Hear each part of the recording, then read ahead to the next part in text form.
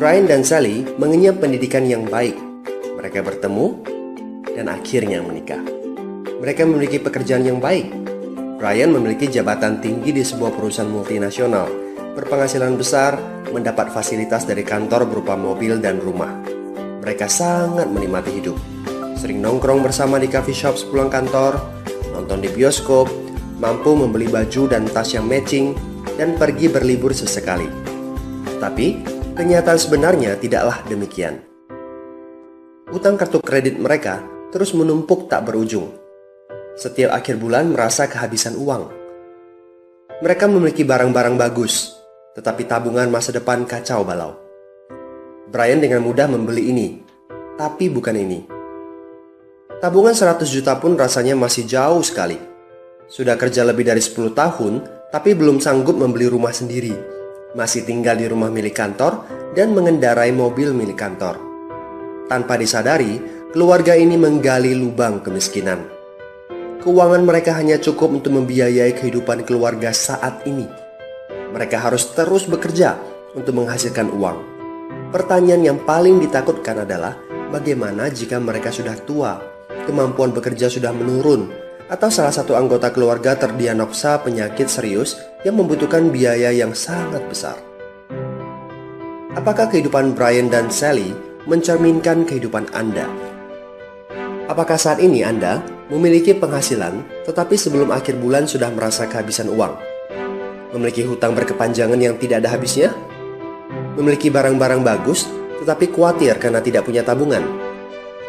Memiliki hidup yang berkecukupan tetapi khawatir tidak mampu menyekolahkan anak-anak dengan baik? Memiliki rumah tinggal tetapi berkemungkinan besar harus menjual rumah bagus ini karena tidak punya dana pensiun? Jika Anda menjawab ya pada salah satu saja pertanyaan tadi, saatnya untuk memperbaiki diri. Mau jadi seperti apa kita ini kalau ternyata kita sebetulnya hanya gaya dari luar saja? Mau hidup kropos seperti ini sampai kapan? Aha, mari kita mulai menabung. Nah, apakah menabung saja cukup? Berapa banyak yang bisa Anda sisihkan untuk ditabung setiap bulan? Mari kita ambil contoh. Anda berencana untuk memiliki rumah dan mobil. Katakanlah harga rumah 600 juta dan harga mobil 200 juta. Jika Anda mampu menabung 5 juta per bulan, Anda membutuhkan 13 tahun untuk mendapatkan angka 800 juta. Masalahnya, inflasi membuat harga rumah dan mobil melambung tinggi. 800 juta akan menjadi 2,7 miliar 13 tahun kemudian jika kita asumsikan rata-rata kenaikan barang 10% per tahun. Ini masih soal impian untuk membeli rumah dan mobil. Padahal, masih banyak kebutuhan lain yang perlu dipersiapkan jika ingin hidup lebih baik. Bagaimana dengan persiapan dana hari tua?